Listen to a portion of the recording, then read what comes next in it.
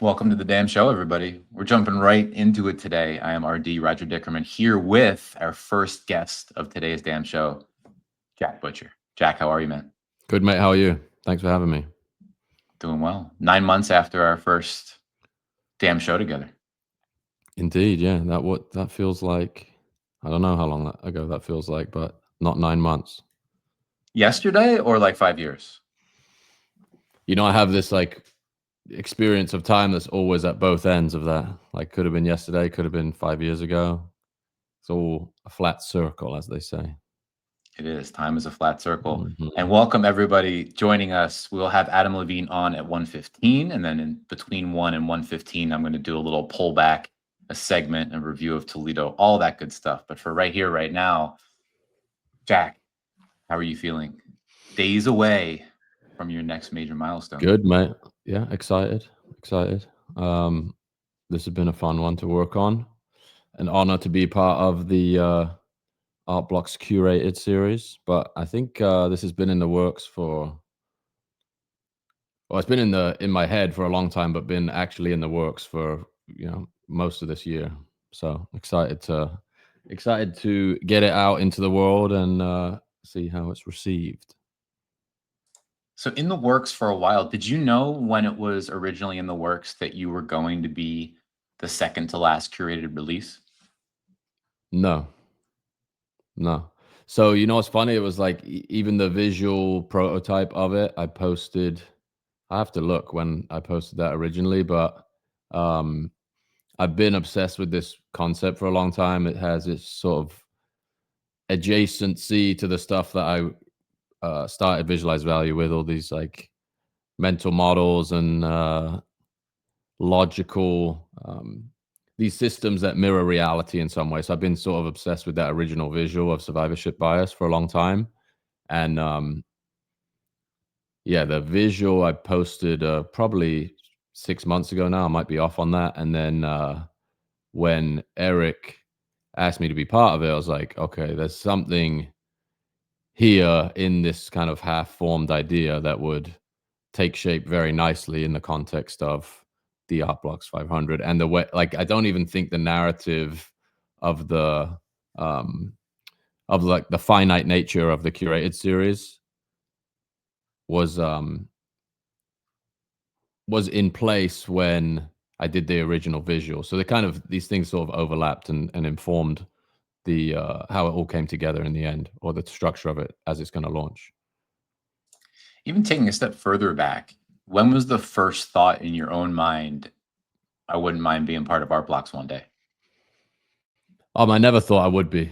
So I remember 2021, um, started minting one of ones March around that time, and spent the next couple of years doing that. And I'd been obviously looked up to Eric as a massive contributor to this world, and huge admirer of Squiggle specifically, just because like hits my minimalism appreciation at maximum levels. So like even my kind of approach to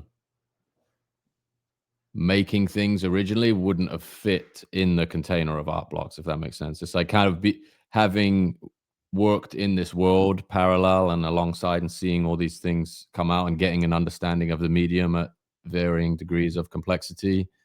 I don't know if there was any light bulb moment in time, or I never kind of started my career as a quote unquote generative artist, right? So I think if you do have that frame, or you do have that definition for your practice, art blocks is the you know the grail to contribute to in the context of digital art today. And just because I don't think I thought of my practice that way, that wasn't something that occurred to me until very recently. It's interesting to me to reflect because if you go back, the Jack Butcher that I loved pre NFTs, right? Visualize value, bringing that just extreme minimalism and sharp thought to the NFT space. You release NFTs under that framework, or artworks under that framework. You fast forward a little bit, and then these two wildly successful projects, Opepin and Checks, both with generative qualities. So these user Hmm. generated user generative qualities to them, and then now full out second to last art blocks. Well, I mean, what a fun arc if you think about it in that context. Yeah, and I think that's when the stuff really starts to get interesting, when the surface area of it is bigger than one person holding one artwork. And I think that's sort of the hidden beauty of this stuff that you learn to appreciate, or you grow to appreciate over time, because it is downstream of being part of something bigger than one thing or a handful of objects, where you have you have one-on-one relationships with people who appreciate the work you're doing, but uh, the collections that get into the hundreds and thousands of pieces, the second and third order effects of that, and the activity that happens around those things, the conversation that happens around them, is just incredibly rich and unpredictable. And that trying to build these systems that are sort of like the petri dish for that eventually happening again is very like mentally stimulating. I think some of the original visualized value stuff um, is more flat in that respect. Like, you're trying to communicate an idea without that ownership component. And I would say, this is me speaking, a biased lens, of course, that some of the ideas in Checks and Opepen specifically have been communicated at far higher fidelity than a single image ever could. Like, these things that you can buy, sell, trade, own, manipulate, contribute to, is a much more interesting and memorable experience. I think that trying to turn ideas into these systems that people can interact with in ways that are more high fidelity than just owning a picture is what's kept me addicted to working on this stuff. And in a way, just being familiar with your thought process, or at least what you put out there into the world, and having a chance to talk to you multiple times now, just thinking back, I mean, some of those images you refer to in the earlier stages, so rich in underlying thought. I mean, your process was sort of simplify, simplify, simplify, like crystallize it as tight as you could get it into the simplest of images. But then again, if someone is familiar with your thought process, they're aware that you're thinking about this quite deeply, and then baking it to that degree and that level. With some of these other projects that you've released, you mentioned high fidelity, but in a sense, it's almost flipped on its head. It's the same level of deep thought, but it's not necessarily on first glance giving Mm. someone all of it. They have to then explore and go down the rabbit hole in the opposite way. Yeah, I think that's accurate. The idea that I tried to articulate around this early on, like the flip from that, is like, when you're designing something, you're trying to answer a question. So you put it out there, and it's supposed to be the answer to some question you have or someone else has. Even as a profession, that's what design is, right? And then if you Mhm. try and define what art is, it does invert that process. So, like, how much conversation can this stimulate? How many questions can this pose or ask? Or it is kind of an inversion of that process, but it's still based on kind of a open premise or a statement that is you're trying to codify in some way, and you sort of allow room in the system for it to be interpreted, rather than, here's the final image and this is what it means. Which is, I would always find myself getting really frustrated at the beginning of the visualized value practice, quote unquote, when people would remix these things. I was like, no, it's Mhm. finished. Like, this is the end product of me trying to distill this idea arrogantly, of course, and naively. Like, the fact that people want to contribute and remix this stuff was like an unbelievable signal that it resonates. And I think anybody experiencing that, like, if you try and shut that down or you run away from that on the internet, it's kind of like the opposite behavior of you should be leaning into the fact that this thing has a network effect by itself, right? It replicates, it has this like uh, velocity to it, and then trying to design constraints that make it possible for that to happen without getting that feeling, actually inverting that feeling, where it's like the cumulative contribution to this is actually what's defining it. And it's like tight enough that all of those contributions have a compounding effect over time. Like the Pepin submissions, there's thousands and thousands of them, and it is not the measure of success or the measure of contribution is not being in the permanent collection in that instance, right? It's just having record of your interpretation of this thing, and maybe in months, years time it does become part of this permanent thing and checks this game of compression and like status symbol interrogation and trying to be this meta commentary on what NFTs were/are, which is like this symbol that represents this social contract consensus and a very, very like on the nose commentary of status symbols since this whole thing has been turned on its head in the last couple of years. Well said. I'm still stuck on and laughing inside about people sharing your early work and you saying, "No, it's already finished. What are you doing? You're setting us back here." Yeah, and like it was more. It was definitely like a insecure thing back then. It was like and I feel everybody goes through this at some point where you feel like you're being copied, or like you get to a point where there's like resonance to the degree that people want to use that as like a solution to the cold start problem, which is what a Pepin is really designed to be, right? It's like they see, and this is actually a good lead into the survivorship bias concept too. It's like you infer, you try and copy what you see someone doing that seems to be having some degree of success with that thing. So visualize value did spawn a lot of these very similar aesthetic pages, brands that would try and take these ideas, and some have done it more successfully than me at this point. Like a lot of those things have grown to these massive audiences, and your initial reaction is like, like I'm trying to like, people would message me like, have you seen this page? Like you need to message this person and get it shut down and try and like suppress the spreading of the idea and claim it and own it. And when I was getting started, I sort of felt that way. I never went as far as to try and get anything removed or shut down. It was just like, oh man, how can I come up with the next thing that no one is able to copy? And it's like, it becomes this weird self-sabotaging feedback loop where you're like essentially saying to yourself, how can I make something that isn't resonant enough to self-replicate? And that's obviously just my experience of it, but confirmed through many, many, many iterations and feedback loops, I've experienced that feeling. And then just flipping that on its head and trying to encourage that behavior and build things that are designed for contribution and collaboration has made it much more fun to work on the internet.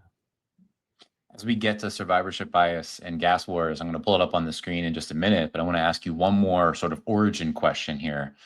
You're fascinated with the Ethereum blockchain, and you've dug deep into the blockchain itself, what makes this all tick, right? From the concept of ownership, but then how it all works. We're going to talk about gas. We're going to talk about an Ethereum block, right? And all of these things. Where does that fascination come from to pull back that veneer?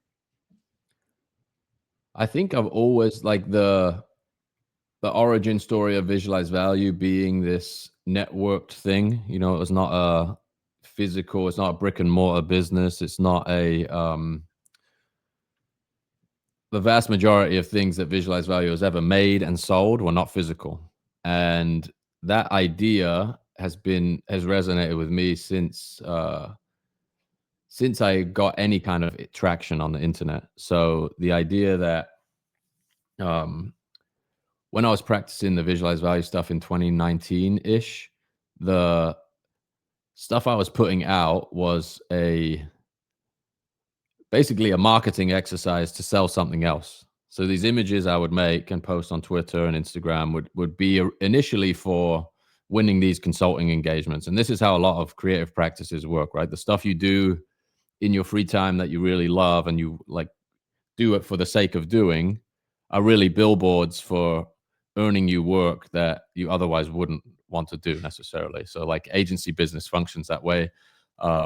And that's how I started originally. So it wasn't until somebody reached out to me in probably 2020, towards the end of 2020, like, I really want to collect this stuff. And I was like, oh, it's really difficult to get this white ink on black paper. I don't want to be going to the post office to send these things out. There's only one person asking to collect it. So I was like, I really appreciate it. I did a small run of posters and set up I went to this art fair in Queens and sold these things for $20 each. This was in 2020, I think.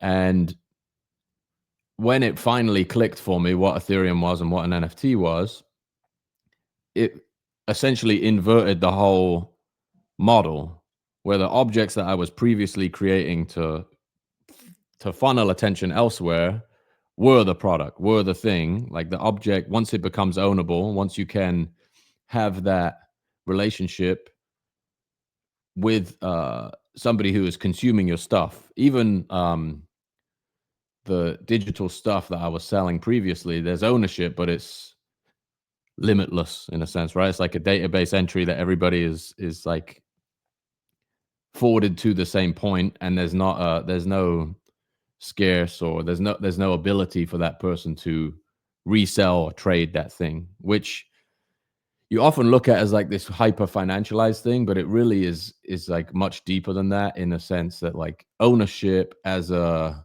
concept completely changes your relationship with something, like where you live, what you own, how you dress. All of this stuff is like an expression of something much deeper than viewing something or interacting with something that you don't own. So that's when I started to get obsessed with it, just because it completely aligned the work I love doing with my ability to do it commercially initially.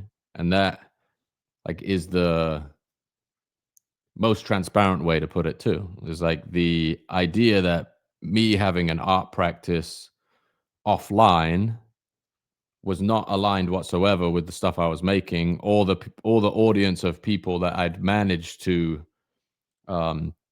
amass over the course of a few years doing that over and over again. So just, and this, I had a very rudimentary understanding of it to begin with, and I would say still do, you know, like I have um there's just infinite things to learn and experiment with, and the layers and the primitive is so sophisticated that we still see stuff every day that is completely new, and you know, completely reimagines these mechanisms that you maybe thought were the final iteration of the thing. Lot of stuff like that happens in this world, and that's like another reason to love it, and just obsessively iterate on top of it, because it's such a rich canvas, and it like the least interesting, almost the least interesting execution of it is like the image itself, or the least interesting part of it is the image itself for me. You know, there's obviously exceptions to that rule, and there's obviously people that approach it differently than that, but um the ability to design these systems has been like a thread, I think, in my creative career, even before doing this. Like the stuff that I felt like I did the best job on in my agency days was, how do you build these systems that can grow beyond your contribution? You know, build a brand, or you build a digital product that has it has to consider all these different ways it gets used, and these things are alive in a way that just publishing images aren't necessarily. So that was when I originally went down the rabbit hole, was 2021, and absorbing what you see other people do, and working with incredible collaborators, and just still feeling like completely like we're just scratching the surface of what's possible with this stuff. Final tangent. The 2020 art show in Queens. Have you Mm. had any of those come back at you in recent months or years? Any what? Any of the prints that you ended up making for that show? No, I have some. I think I still have a couple of them in the attic, but I think the majority of people who bought them, because it was um, just this random pop up thing, like the vast majority of people who bought them didn't know or ever interact with visualized value on the internet. So I'd be curious to know where they are now. But that was a big sort of what do I say? It was like a wake up call sitting in that room, being like, even if 1,000 people come through this venue this evening and look at this stuff, the people that have followed visualized value on Instagram for 3 months, 4 months, 6 months, however long it had been at that time, it's like night and day different relationship to the work, and the shared vocabulary you have with people that have consumed your stuff over this period of time. It's just, it like really doesn't compare. And I think I've had that experience even walking through art fairs where I'm like, you know what, this obviously somebody's pouring their soul into this stuff, but it's like sitting in this white box in this room, and maybe it's not even the person that made it that's representing it. And I think in some cases that you can appreciate that stuff just for like the sheer craft or the quality of the idea on display. But this as a medium is so much different in that, like, the network effects that form around it to even make it what it is in the first place, it's, you can put it into the same category as that stuff, but in my mind it's like an alien life form in comparison to like making these objects and just sending them out in a shipping container. It's like playing Go versus playing checkers or chess. The Yeah, I think, yeah. possibilities are infinite. Mhm. All right. Let's get to sharing. Let's get to gas wars, and real quick, everyone on this journey with us today, a lot of you in here, appreciate the hell out of you for being here on the digital. What is this show called? The Digital Art Market Show. Mhm. Jack, I'm lacking a little bit of sleep from this weekend in Toledo. Mate, and you're up early doing these things as well. Lacking sleep and then going toe to toe with Jack Butcher is an interesting time, interesting hour. Paper Buddha, welcome. Frisky, thanks for being here. Half, Deconstruct, Tara and Abstract. There's RD to the Moon and True Drew and DK. Osanachi in the house. Gonaji, David, Swati. We're getting there. OG, let's go. Great crowd today. And speaking to everyone, let's get this back on screen. Here it is. Jack, why are you trying to break art blocks? Well, you know what's funny? I mentioned that the image was like a take on survivorship bias originally. So it's like a remix of the survivorship bias concept, which actually, if you Google survivorship bias, the Wikipedia page should pop up. I'm sure people are familiar with the original survivorship bias image. I do that for concept for the to like set the scene here. So survivorship bias as a concept is basically a reference to this logical error that you deduce what to do next from things that survive the process.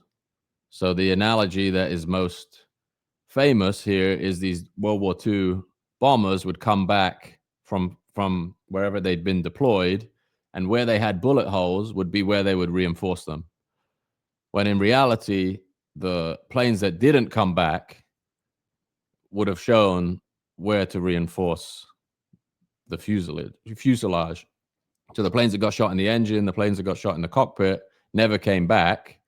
And this is like a concept that applies way beyond, obviously, way beyond warfare or air travel or any of these things, which I think is like exceptionally true in digital art, but also on the internet as a whole, which is kind of where I began getting obsessed with this idea. Is the power laws of the internet essentially create these examples of people that survived the process. And then the downstream effects of that are like, let me copy what that person did, and that's where I'll end up, right? And in some cases that's true, but in a lot of cases, there's a million people that attempted that thing and got shot down, didn't survive, like are no longer referenceable.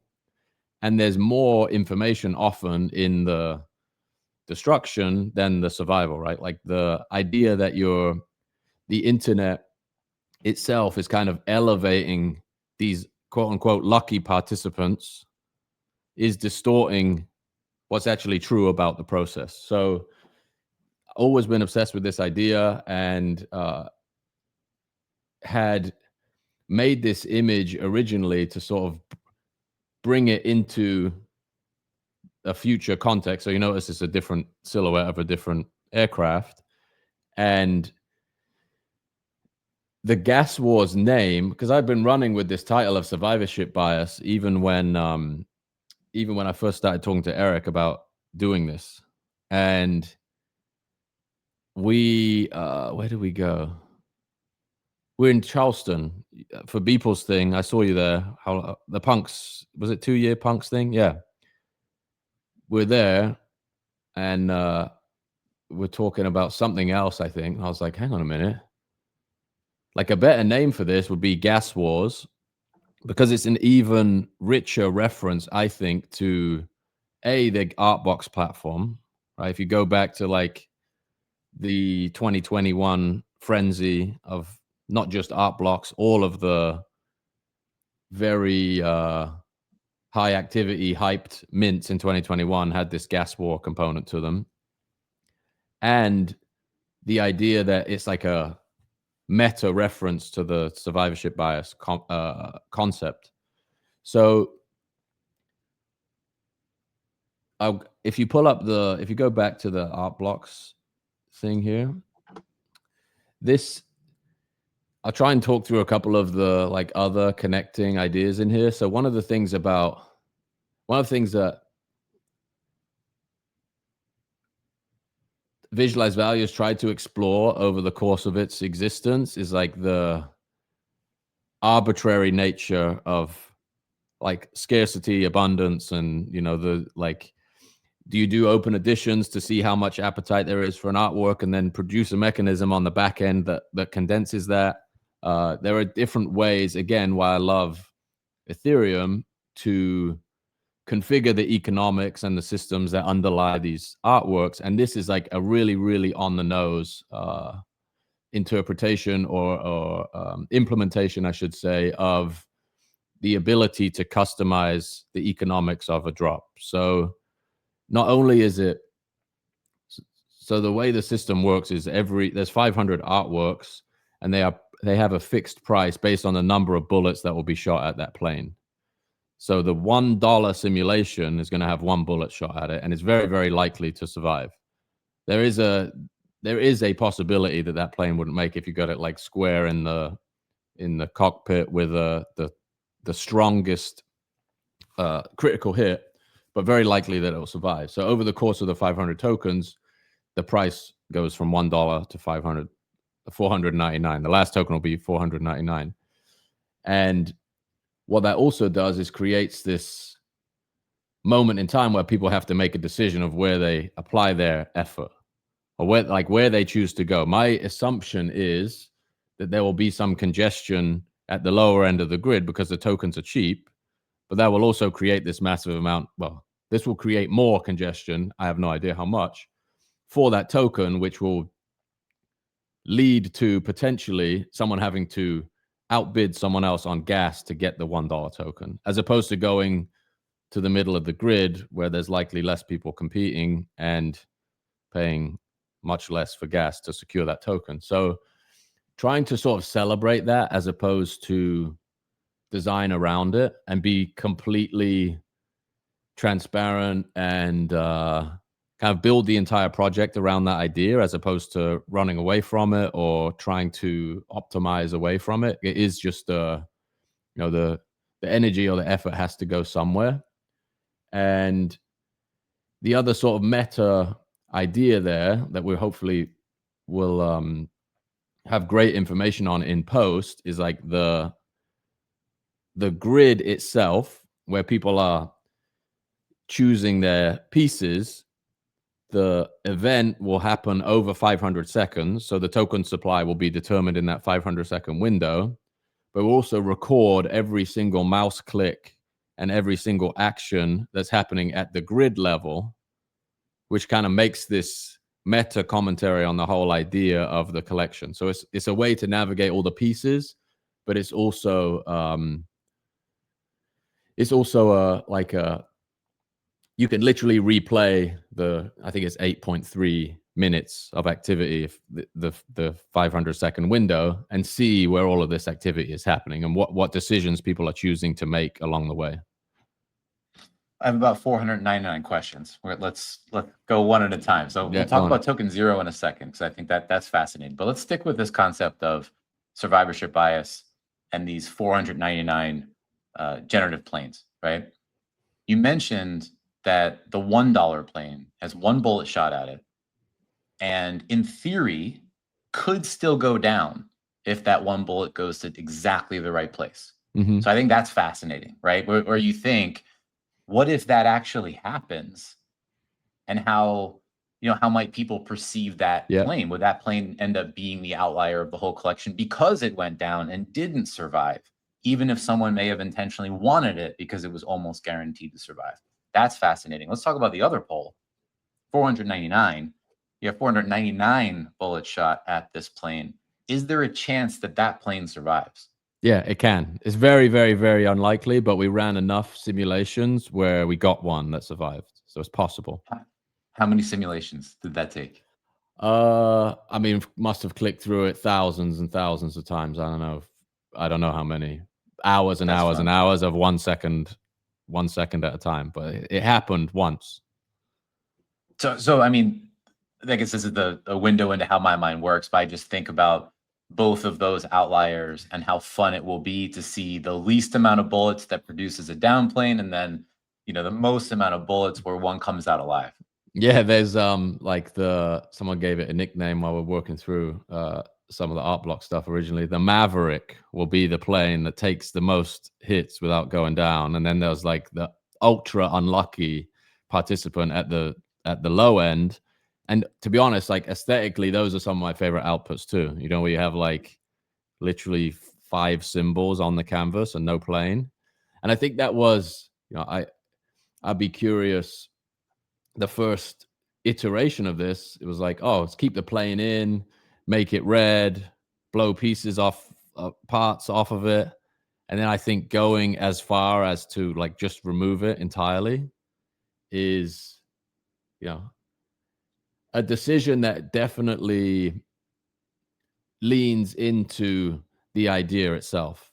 I think that you can make these aesthetic compromises that are like, how much of the idea can you contain in a single token so it's representative of the whole collection, versus how can you stay as like laser focused and true to the idea itself. And sometimes that means like producing these visual outputs that need extra explanation to make sense. So I also have this thought in my head, if I'm thinking about this from the perspective of someone collecting it. Imagine you have 2 of these in a frame, one with the plane and one without, and various configurations of the shots that are fired. And what that does kind of rounds the idea out very interestingly. And if you get to these really late tokens, like in the 400s and above, because the density of the shots is so high, it shows a plane as an outline just without the actual wireframe of the object underneath it. So it's really we spend a lot of time like dialing in these rarity components and the metadata. Like we have a system in there for working out whether this is like an on and off state, but it's lucky or unlucky. So as you said, like if you're the 499th token and you sustained X amount of damage but didn't go down, that plane will be classified as lucky. And they'll also have these very precise damage measurements too. So if you imagine the sliders on any marketplace, you can sort of navigate the collection by all these different metrics that are applied via the metadata itself. So lucky is the Maverick in one way of saying, and then unlucky seems like that nickname's still being workshopped. Yeah, and I think the that is like that's a variable piece of metadata too. So if it's kind of in the middle of the distribution, it just won't be assigned that piece. So even in post, how many fall into those buckets is going to be interesting too. Hmm. I could see some of the ones with the planes removed. It's like it's a jack glyph. It's like your version of an autoglyph, right? With these ambient Just shapes. the patterns. Yeah, I think I mean, it'd be incredible for one of the like super low tokens to have these critical hits. But we like in the simulations we ran, we had them all over the place. So there's a few. There's a good possibility that like when I first looked through a full set of 500, there was like there's a gradient to the damage, right? You don't want it to go from 0 to 500 in a straight line. I think the interest, the intrigue, and the details will come out in some of those anomalies that exist too. One other thing, I think, just as a way to think about like in the description I wrote this is networked generative artwork.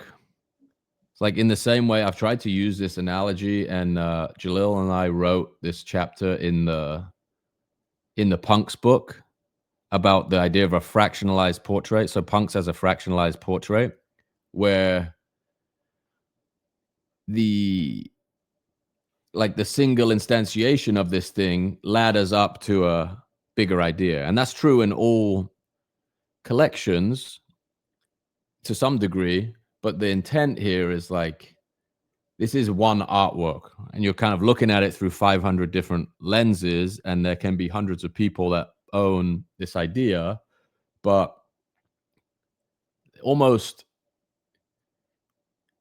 trying to frame this or trying to build mechanics that really encourage the exploration of the other pieces in the collection, right? Like the neighboring pieces really give more context to the piece that you own, as opposed to like, here's a visual algorithm that generates these beautiful things. This is like a economic system and a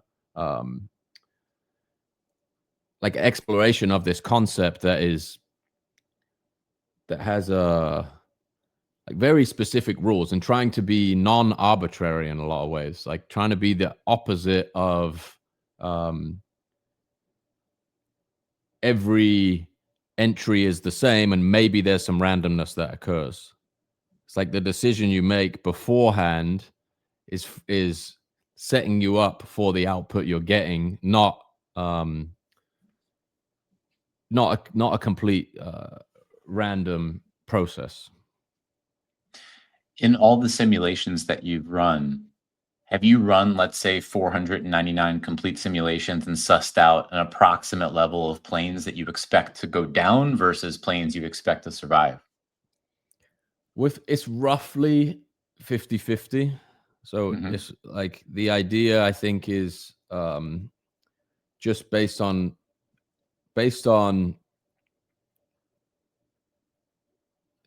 maybe based on that in that early like gut feeling that a cool set would be one of each. I think that informed some of it, but also like really leaning into the idea that the plane can disappear and not making that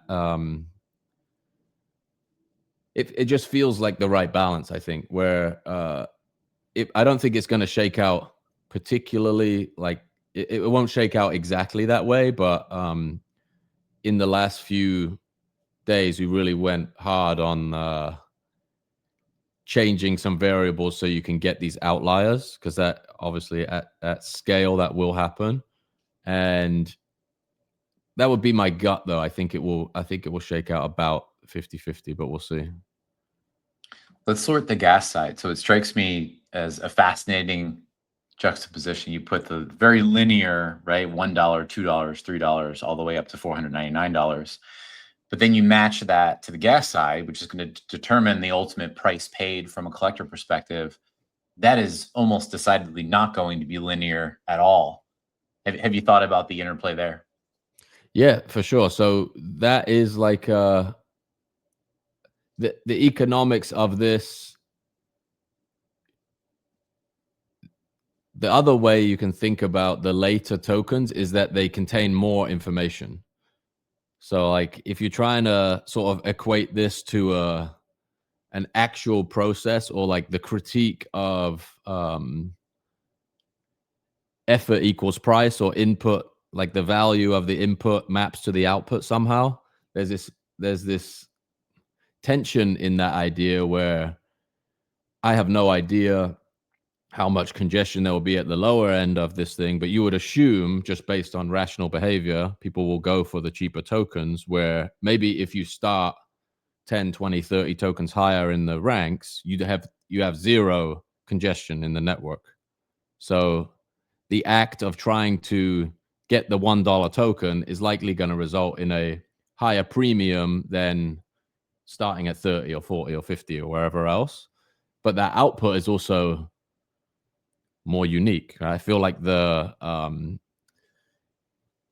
at both extremes, my gut would be there'll be people start at the very top and the very end, and then the middle will fill in, and then maybe a few meme numbers in there people try and get after in the initial couple seconds as well, hopefully.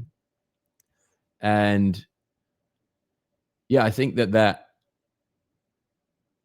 like that strategy, or the ability to visualize that in post, is one of the most exciting things about this. Like I have this image in my head of, and by the way, I haven't said this yet, but the Art Blocks team that built this front end that we're looking at now, just absolutely incredible craft and work, and the experience itself. If you look at that grid up on the left hand side there above, the interface on the at time of mint will literally be a grid of numbers. So you have 0 to 499 in this huge grid, and as they're purchased, these things will flip out. So this is kind of a close-up view that you're looking at now of a simulation here, but it'll be this massive grid that's again becomes this like meta version of the artwork itself as people participate with it. Does that make sense?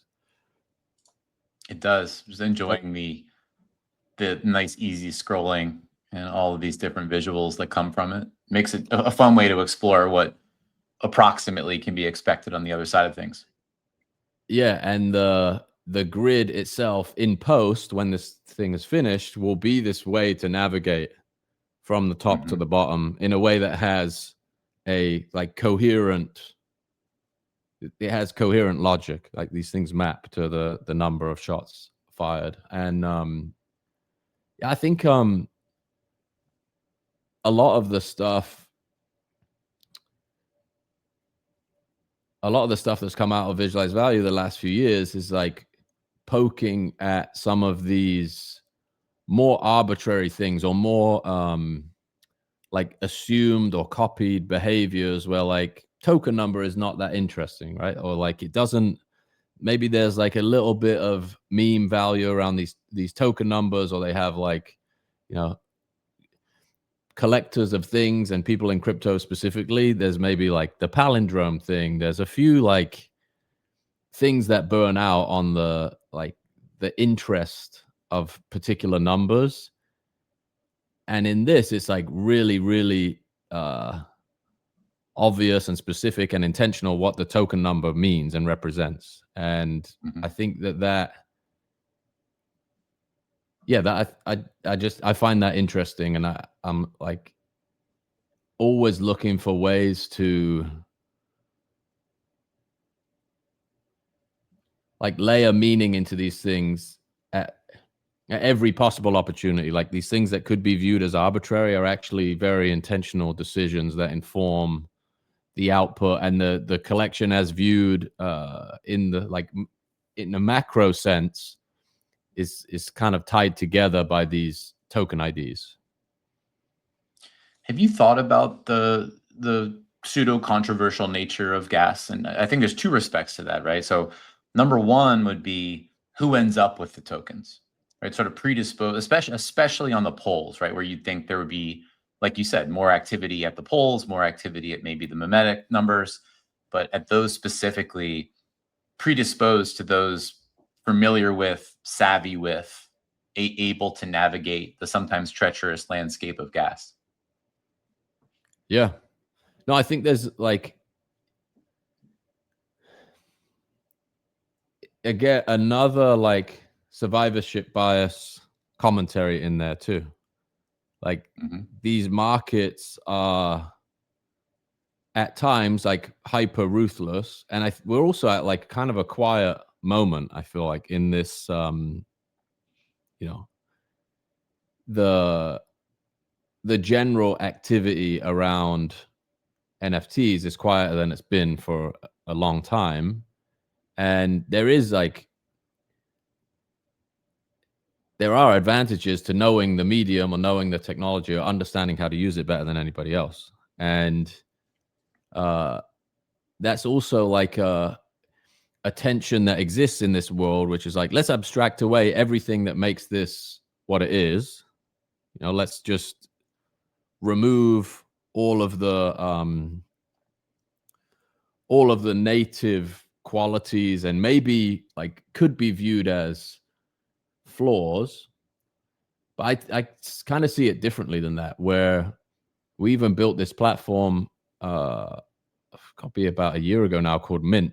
Are you familiar with that? Where there's like a really there's a really specific intention to the compensation model on that, where the price of minting a open edition is mirrored as the creator compensation based on the congestion on the chain itself. And I think one of the things that is overlooked or underappreciated as these things get abstracted away, or, you know, you build layers and layers on top of things to move away from the trade-off that exists on the L1, which is the most secure, the most decentralized. The thing that secures the most value is the most expensive to use, you know, and the idea that you can trade yourself away from that, or you can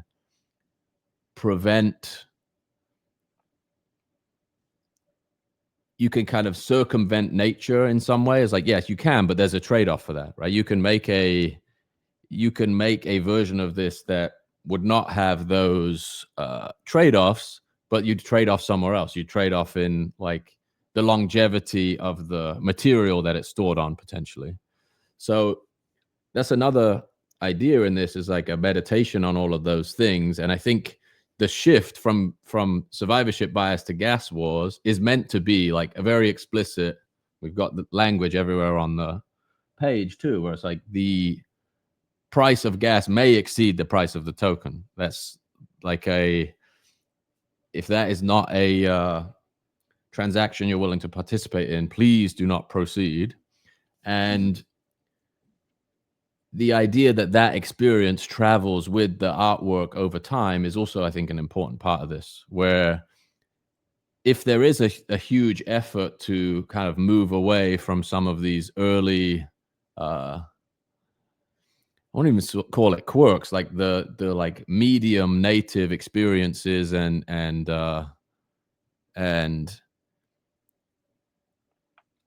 like the things that are native to the material itself. You're trying to abstract away from that. The intention of this would be to, you know, there's enough, I would say, there's enough like cultural weight in the Art Blocks 500. And I've made this argument a couple of times where like Art Blocks, CryptoPunks, Lava Labs more generally, like have created so much value on Ethereum that alone will secure the network for as long as people have the ability to do so. Versus like capital is this like very, you know, a faster chain. You can move money onto a faster chain and you know, yield bearing products on this chain or that chain. Who cares? That's obviously like an oversimplification, but it's almost difficult to articulate this, but CryptoPunks on Ethereum, maybe they are quote unquote worth $2 billion today if you extrapolate that from the floor price, but they are way more valuable to Ethereum than another $2 billion of USDC or staked Ethereum or whatever else in the same value amount. It's like exponentially different. And so I'm rambling off. Can't even remember my original point here, but like running away from some of those things and abstracting them away, especially having the opportunity to do this as part of the Art Blocks 500, which the vast majority, up 97, 98% of that collection happened in that time where this was like emerging as this medium and art form, and the consciousness and the amount of exposure it got 2-3 years ago was just so unbelievable. And to get the opportunity to put something in that references that, like, kind of is a meta reference to the collection itself, even in the like contributing artists. You know, how many people try to practice as an artist full time and don't make it, that are still included in these incredible museums, collections, like myself included, like that you have no idea how this stuff pans out over time. And to, again, extrapolate lessons from only the people that survived that process is not going to teach you as much as studying, like, why did X number of participants get blown off the map entirely? I like your commentary about the value of cultural capital, and then also what you just finished expounding upon the concept of trade-offs. I think there are trade-offs to everything. There's trade-offs because if let's say you said, I have this new concept, it's going to be the second to last Art Blocks Curated, and everyone can participate. I think everyone would rejoice, but as far as what that ends up meaning, I think we've seen that play out before. I think we've seen that work into certain mental models. Certain expressions of that have been extremely valuable. I know Snowfro's last squiggle sort of second to last squiggle abided by a very similar, hey, you can sign this contract and then we're all going to co-own this thing. I think that's incredible in its own right, but there's a trade-off there.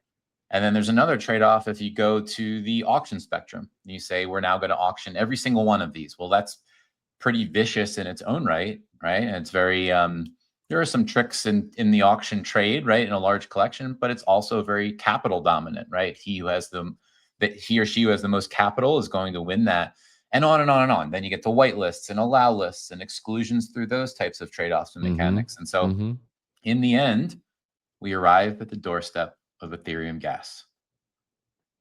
Yeah. It's going to be fun. And probably painful, and painful, and that's part of the artist's statement here, in a sense.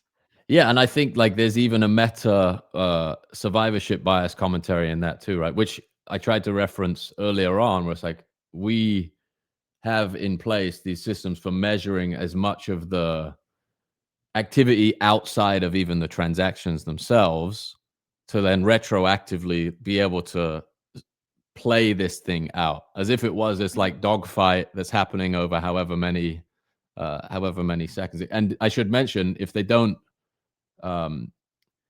aren't claimed within the 500-second window, that's it. So whichever pieces are bought in those 500 seconds exist, everything else is gone forever. So 500 is the maximum supply, but that may not be the case. Real quick on the commentary side, again, welcome everybody. Emlo in the house. Ayla says she really admires the way you consider things, how when you speak, it makes ideas that are complex seem super understandable. Ryan Coatman's comments, he loves the conceptual depth here. Tara says recording human psychology in real time through the minting of this project. DOI says powerful ideas. And Johnny Lithium says, yes, punks and AB 500 are never leaving Ethereum, unlike other fungible capital.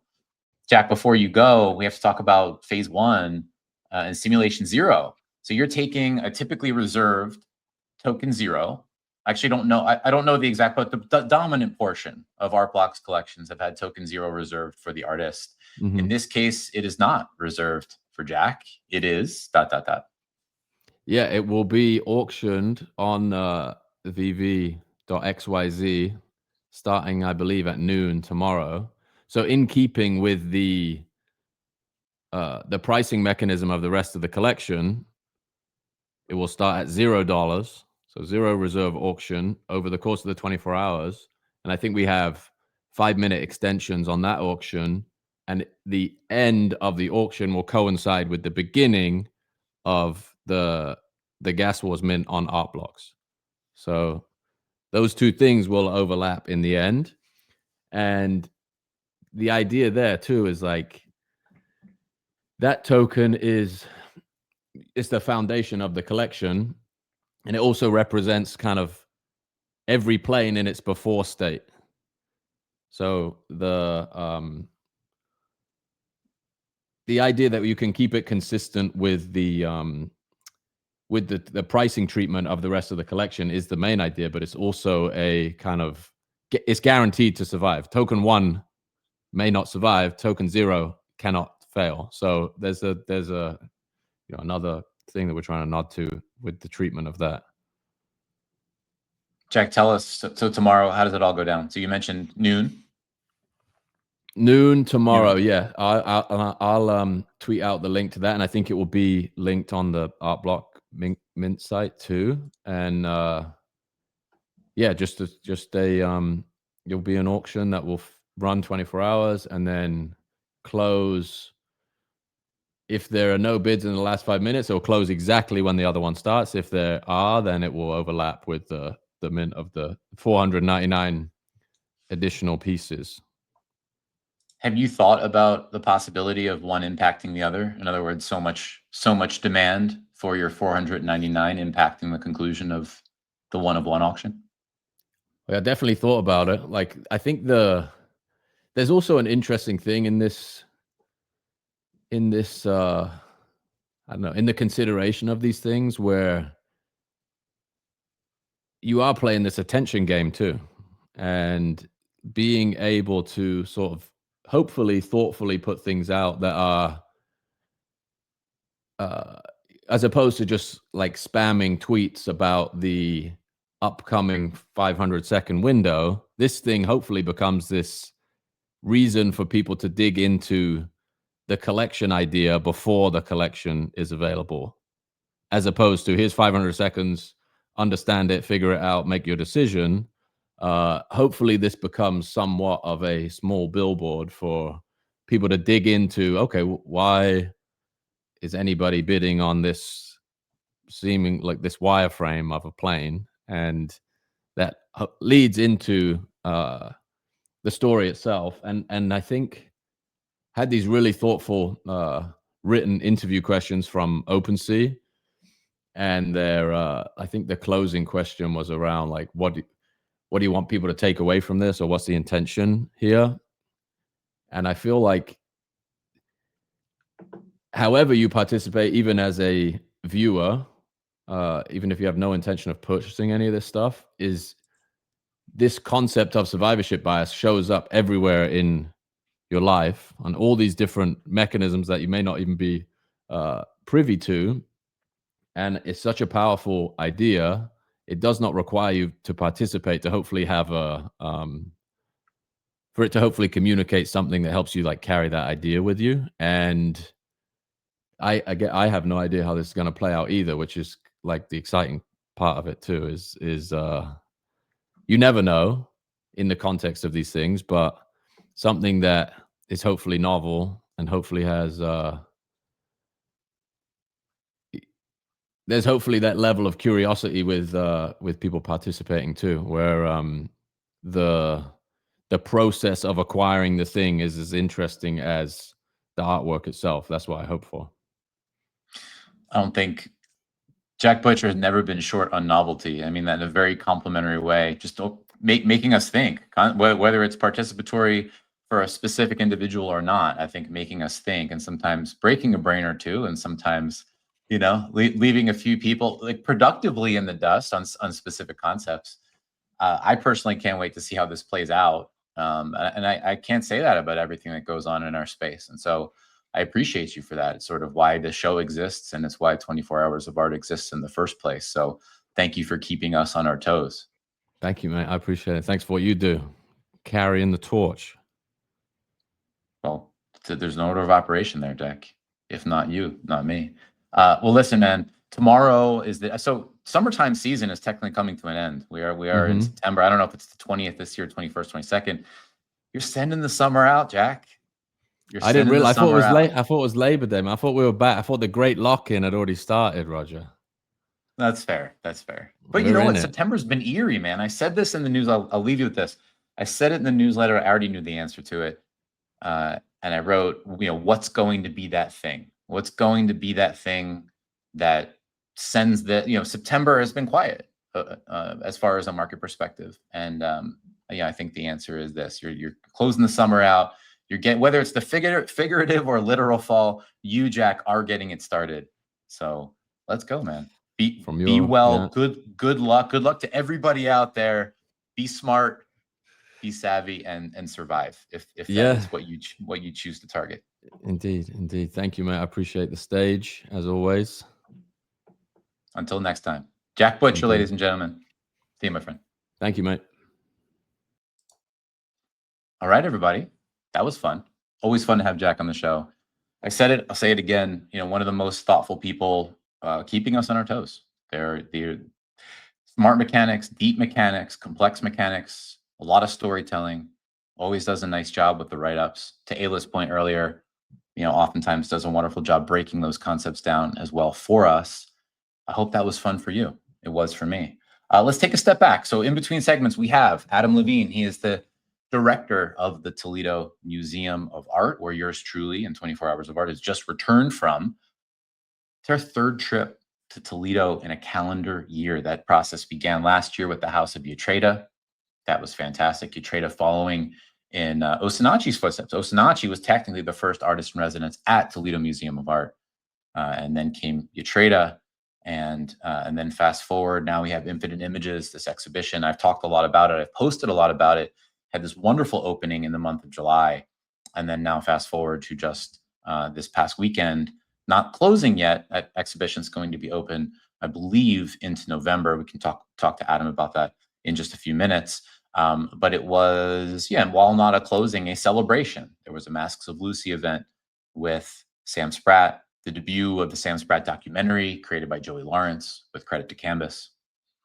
There were the debuts of some the newest artists in residence. We'll talk about that in just a bit as well. Let's take a step back. Adam's coming in at 1:15, so we have 10 minutes to burn together. So please bring your commentary, bring your questions in. And 24 Hours of Art and the damn show, the Digital Art Market Show, would of course not be possible without our presenting partner, Super Rare. And so Super Rare is gearing up for a very interesting gallery show. A fascinating artist, Alex. I've had a chance to know and interact with him here and there for a number of different years. And this is a physical and digital exhibition. The collection is technically live now for private reservations. It will go public in just 2 days, right? 2 calendar days, 3 calendar days. And then 3 calendar days, it will go public with the remaining pieces. And then in 4 calendar days on the 19th, there is, of course, the solo show opening and a Super Rare and Anne Laramie. Big shout out there. And Josh put a lot into this. I just can't wait to see what comes out of it. I'm scrolling through the collection today, and actually the work reserved and sold, but that, I'm not even sharing my screen. Let's do that. How about that? Here we go. Let's take a step back. Hey, there's Super Rare. Hey, there's this show. There's Alex doing his thing. Oh, watch their content. I mean, they do a nice job. One of the several places that I like to go for, curated editorial content. But this is what I was gearing up to show you and realized I didn't have it shared. This artwork right here caught my eye this morning. Be Brave, one of this 200 artwork collection. I don't know who reserved it, but I quite like it. And it's a 101 NFT, as they all are, paired with an original 16-inch by 20-inch painting. So wanted to use the Super Rare segment today to wish the team well. And of course, Alex, and hope to see you on the 19th at Offline Gallery. The damn show is powered by Gandhi. Gandhi, NFT liquidity marketplace. We come at it from all different places. There's only one angle to come at this from today. Only one, I promise you. And it is this angle. And it's right here. So, my friends, this is the largest single NFT loan ever taken out. Full stop. There have been loans on lot. I want to be very clear. There have been loans on lot, meaning collections of pieces that I believe have exceeded this. One that I believe has exceeded this. As far as a single NFT goes, the largest loan ever taken out, it is from our friend Seed Phrase, $2.75 million. If you follow me around this space, I had a guest appearance on Darren SRS's the Metaverse show just 2 weeks ago, and we were talking about Gandhi. And Darren mentioned that there was this loan that was coming up, meaning it was coming due. And when loans come due, I've talked about this in other segments, but when loans come due, you have a very interesting situation unfold. Well, what the heck is going to happen to this? What does the person who holds the asset want out of this process? And then ultimately, if the lender ends up with the NFT, what do they want out of the process? Is this a permanent collector? Is this someone who would look to offload that? Now, in this case, I want to be very clear about this. I immediately on that show ruled out the possibility of this loan defaulting. That was not on the table for this. This is, of course, the one of one, if you will, loosely speaking, 7 trait punk in the CryptoPunks collection. So we immediately sort of ruled that out. That ain't going to happen. And I also said there was an infinitesimally small chance of Seed Phrase letting go of this the other route, which would be to sell it. So that's probably not going to happen here. It would break the space if it did. It'd be a massive, massive, massive news item. So what does that leave us with? Well, repaying the loan or renegotiating the loan. And we got the latter. So seamless over there, same loan terms, $2.75 million, 17% APR, 25,000 USDC origination fee, and it is extended for 60 days. So I'll see you in 60 days. We'll see what the heck happens to CryptoPunk 8348. Seed Phrase, a man of fortitude, of course, transferring this punk, standing behind this loan. Very interesting stuff. Fascinating. And wasn't the only one. This is another one to look at. Now, of course, very few things can stand up to the largest single NFT loan of all time, but I think still well worth throwing in the same discussion. Dreams of Dalal, Skull of Lucy, one of 50 Skulls of Lucy. Conveniently, we're going to be talking about Sam Spratt in a minute. But this was also renegotiated and extended. In this case, let's take a look. Also, same terms. Let's see.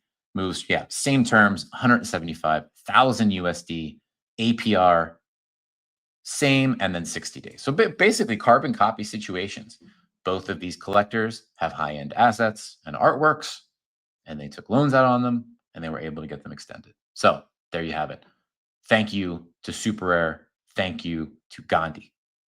And now we're getting ready for Adam Levine. So I'll pull up our friend El Barbaroja. That is, of course, Redbeard, talking about the Toledo Museum Artists in Residency program with some pictures.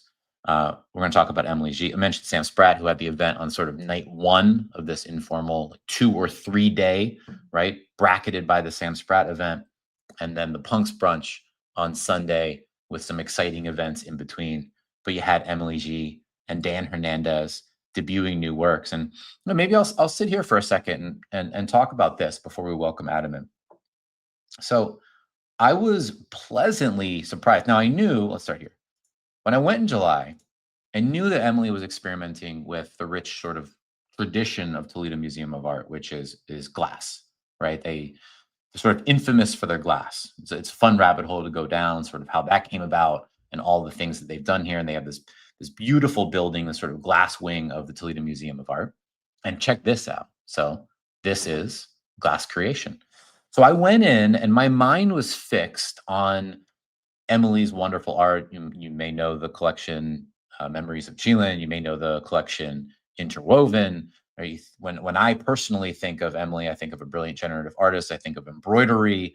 I think of rich patterns. Now, I didn't think of reactive art. And so I initially walked into this room, well constructed, and I started walking in front of this piece. I joked to Jules, who I was taught, nice day, Jules, of course. I was joking with him.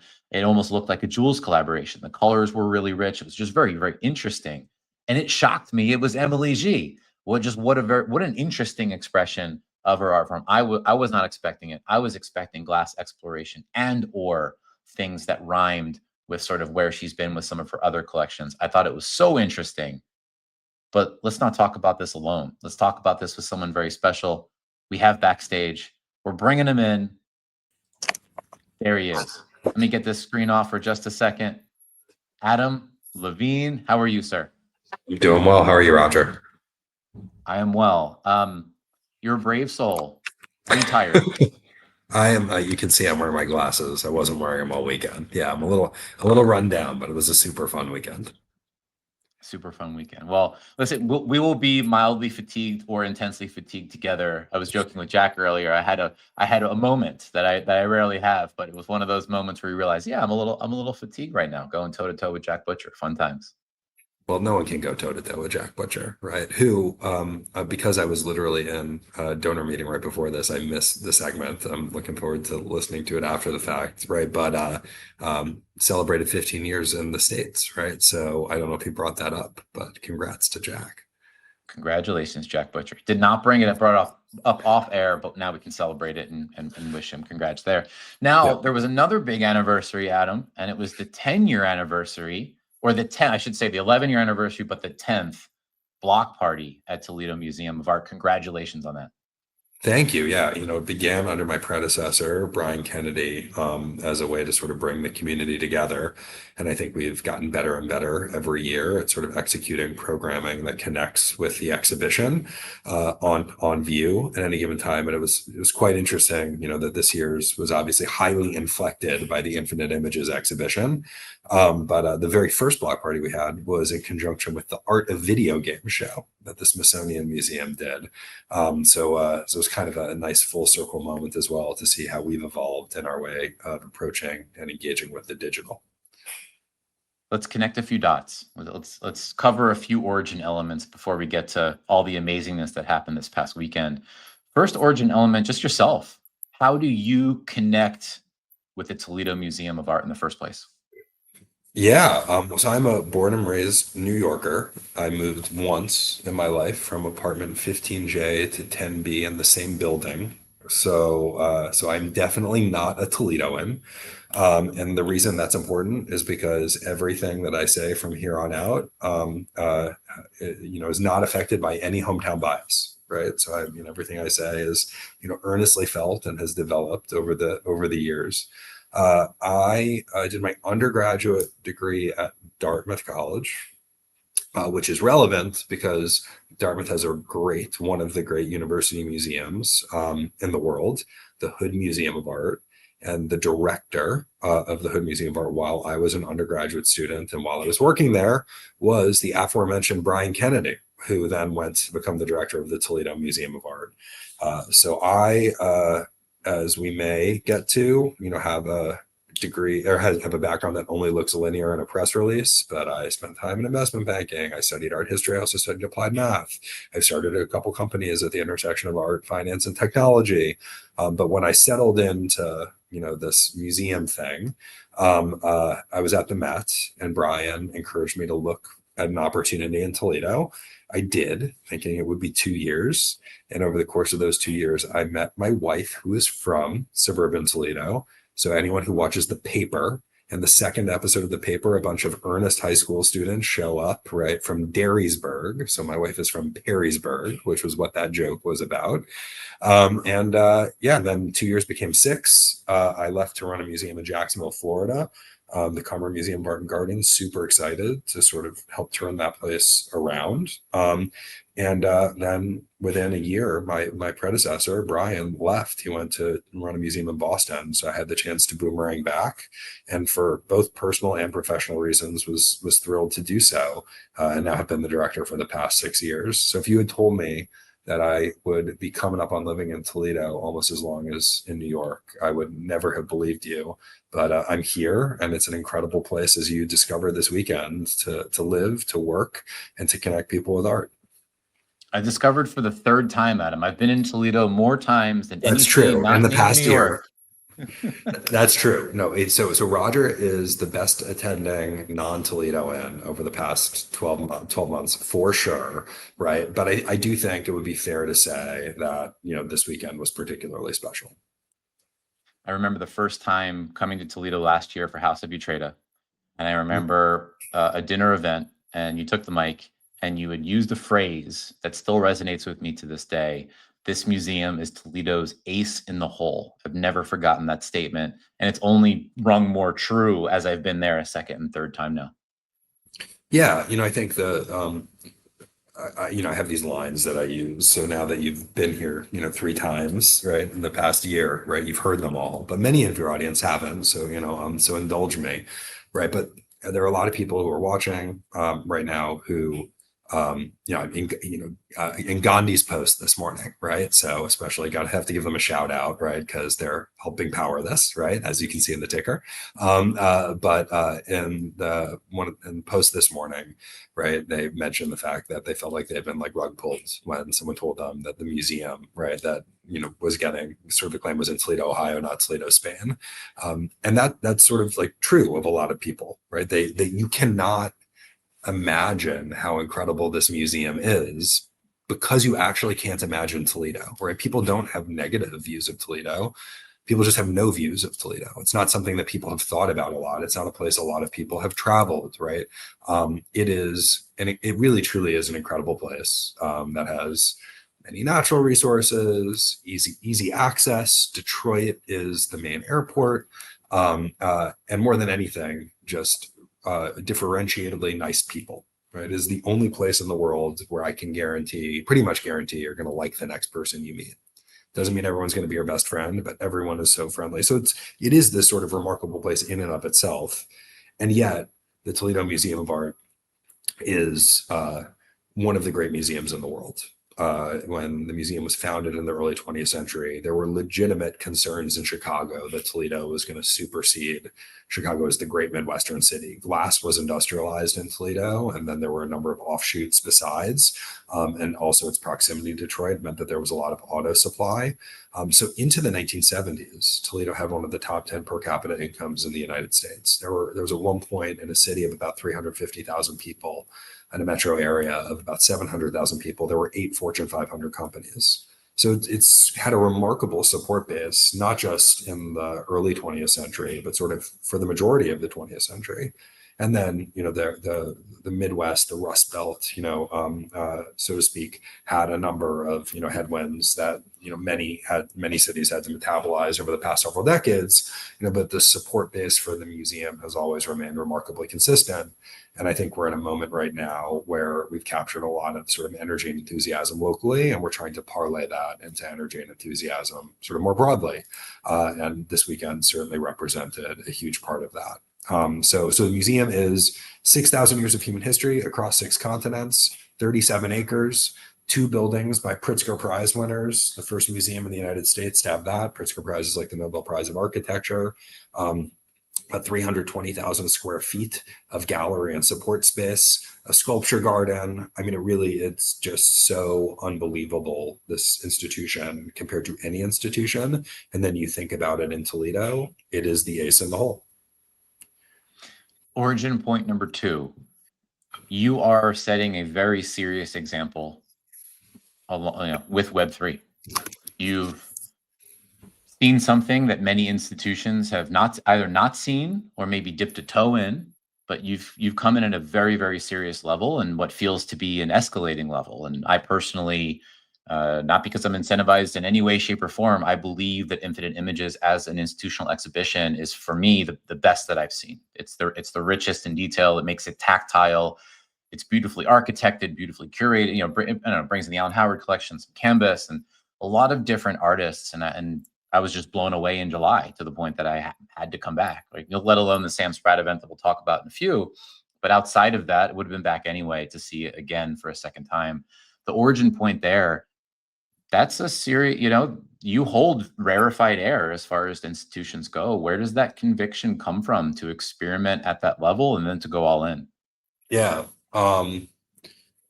So I would say that there are 2 parts to that answer, right? So one is where does the conviction to engage authentically with Web3 come from? And then the second is, why did we invest so much in the show? And the latter answer is actually kind of easy. There is something that I think is important for this space, so I'll underscore that point. But the answer to the second question is kind of easy, which is just kind of like, that's what we do in Toledo, right? Like, so for people who are introduced to Infinite Images, who are walking away thinking, well, that's the best display of digital art I've ever seen. Well, I think one of the things that this institution has taken pride in for a very long time, even if we haven't always gotten the visibility for it, is usually shows look better here. So we care a lot about the I mean, one of the things you experienced is I spoke a lot about sort of the architecture, the footprint. We as a museum, when we were founded, or when we moved to our current location in 1912, we were founded in another location in 1901.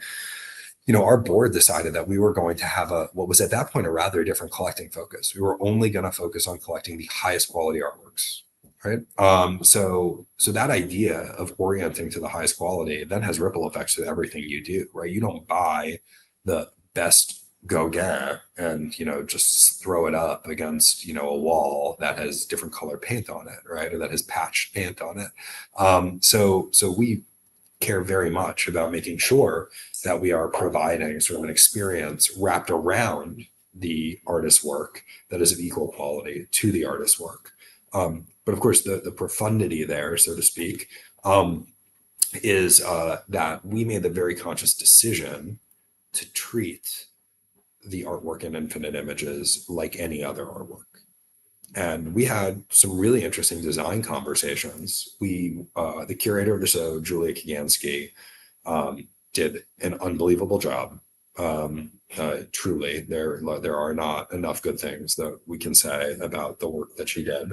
And for those who haven't checked out the microsite, infiniteimages.toledomuseum.org, which also has new scholarship, a great online catalog that will then be appended with a physical catalog that will be printed in 2026. So again, investing in scholarship, investing in a quality publication, et cetera.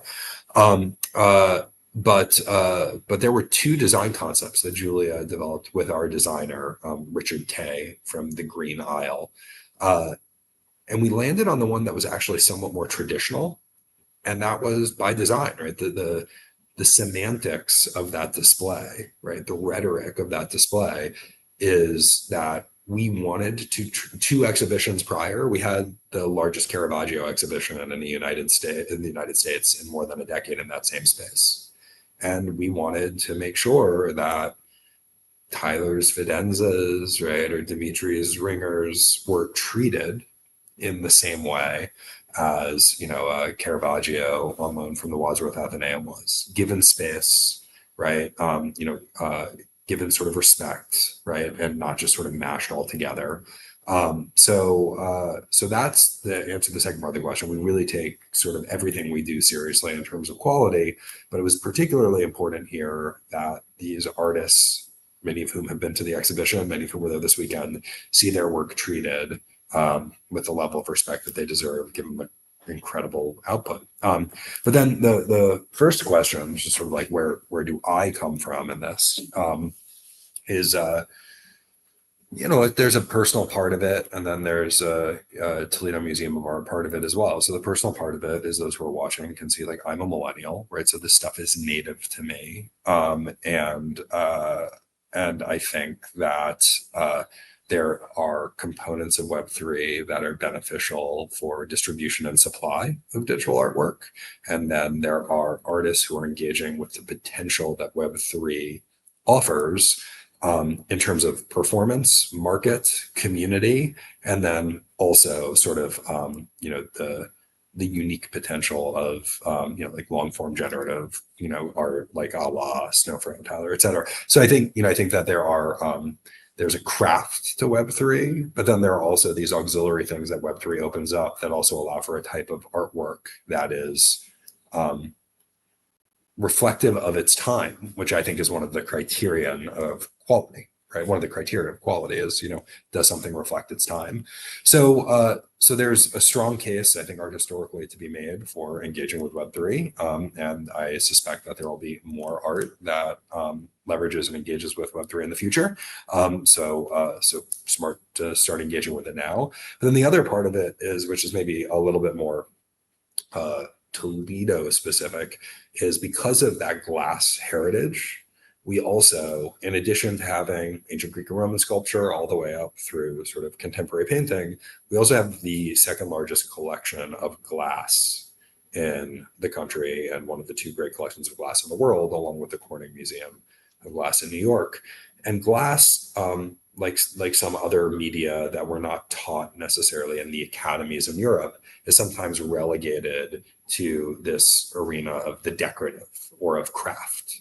And I've never really subscribed to that because as an ancient art historian, those divisions kind of break down, right? You walk into a Roman gallery, you see Roman glass, right? It's no different. It's part of Roman art history. But somehow, once you get into the early modern, and contemporary periods, we start creating this sort of silly division. So I've never really subscribed to this idea that there's a difference between fine art and craft, right? It's well made or it's not. It reflects its time or it's not, right? It creates some sort of emotional response or it doesn't. So for that reason, I think we in Toledo have always thought about craft really broadly.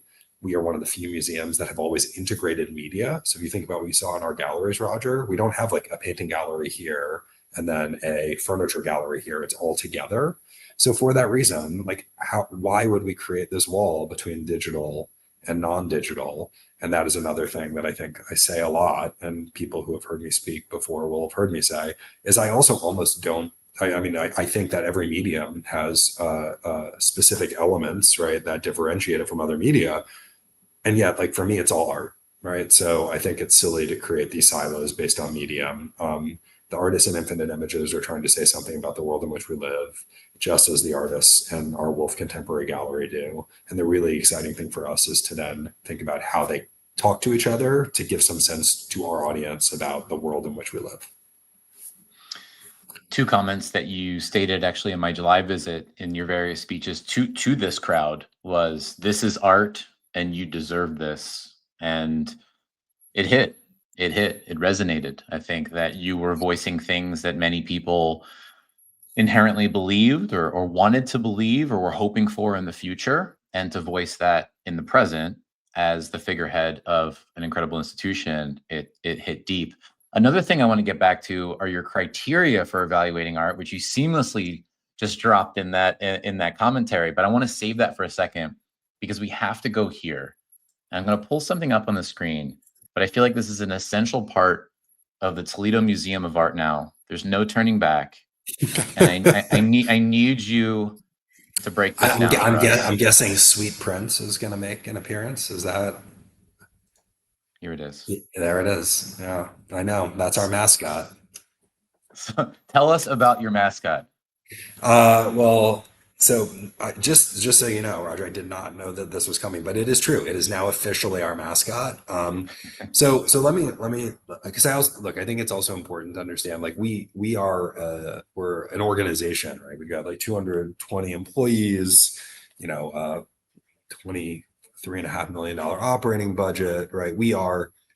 I think we are really nimble for an organization of our size, but we're an organization, right? We're a bureaucracy. So I just like, my preface here is to say we are always getting better, right? Like we are a deeply imperfect organization, right? We're deeply imperfect people because that's what people are, right? So like we can always do better. But I think we have a pretty good culture, right? And which is different than could it always be better. And that's important to know because the origin story here is that you're looking at a very important painting in our great gallery by a Baroque Spanish artist, Del Mazo, which is showing this peculiar figure that appears to be a boy dressed in ecclesiastical dress, right? Dressed in a sort of ecclesiastical garments. So we can unpack that because one of the most fun things that happened this weekend was like talking about Baroque and Netherlandish painting while we were waiting online for an algo rave. That's not a sentence I ever thought I would say.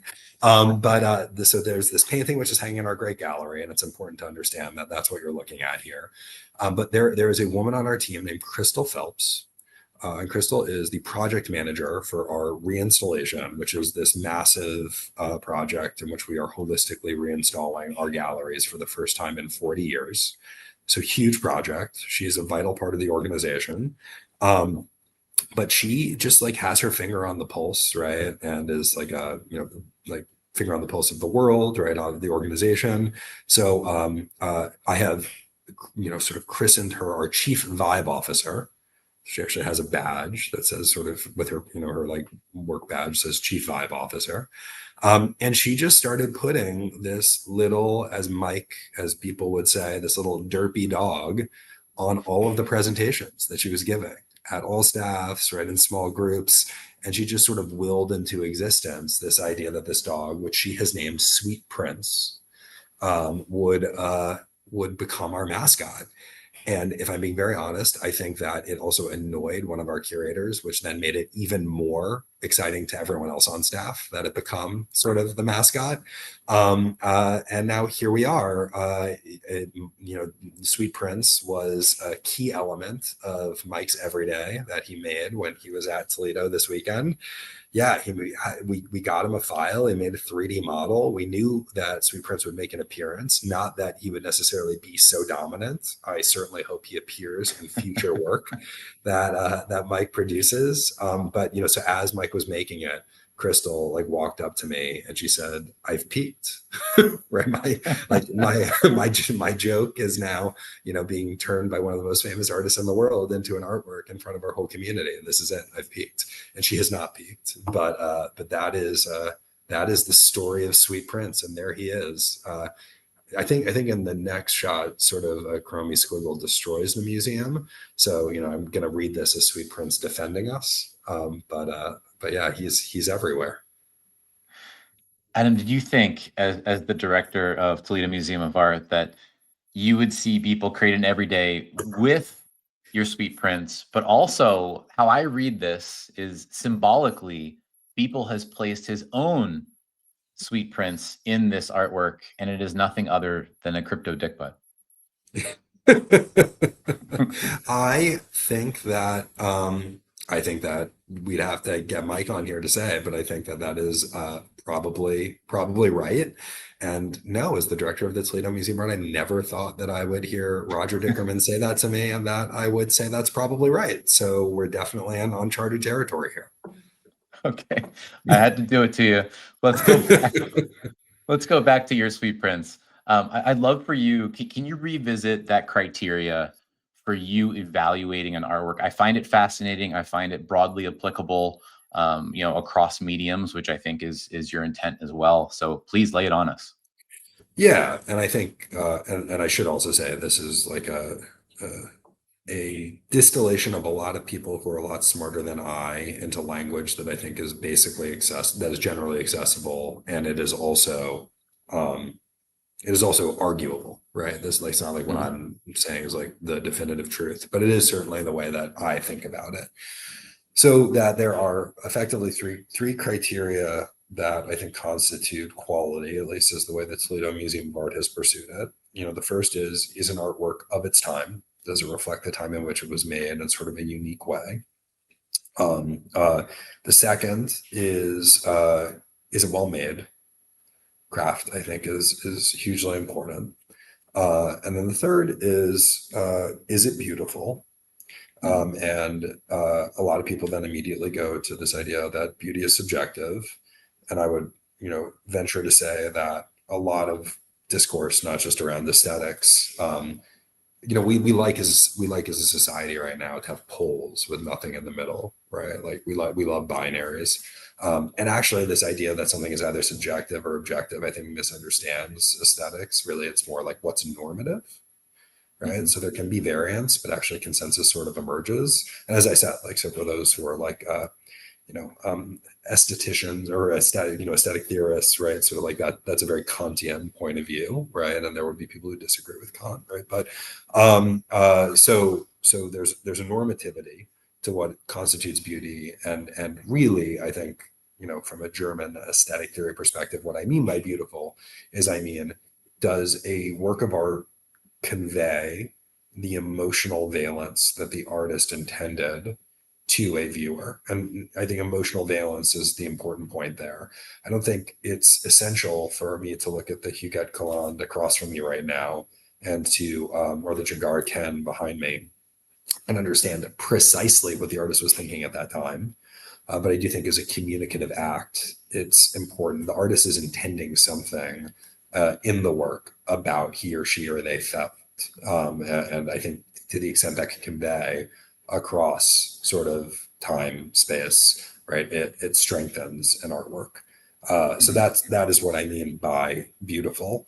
So I think those are the three criteria that are really very important.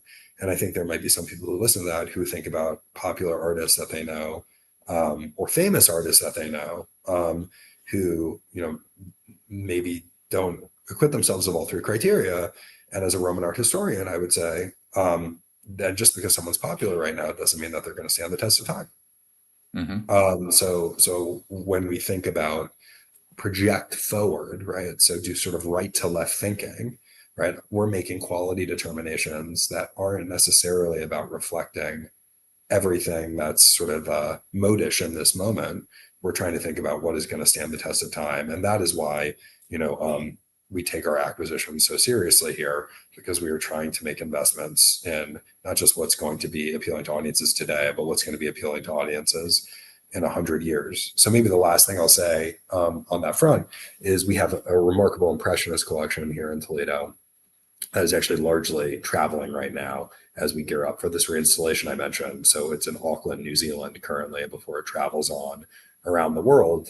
And we have a relatively, the paintings that we have are so strong, but we have a relatively small German expressionist collection by comparison. And I do sometimes, as recently as sort of 2 weeks ago, get questions about why we don't have more German expressionists. Can we buy more German expressionists? And I say, well, we could, but the opportunity cost of those dollars is very high. And we had the opportunity to buy German expressionists when they were contemporary. The museum existed, right? We had an acquisition budget. So I think a huge part of the job is to try and buy the contemporary art that you feel some degree of conviction will stand the test of time, because it's also only going to get more expensive.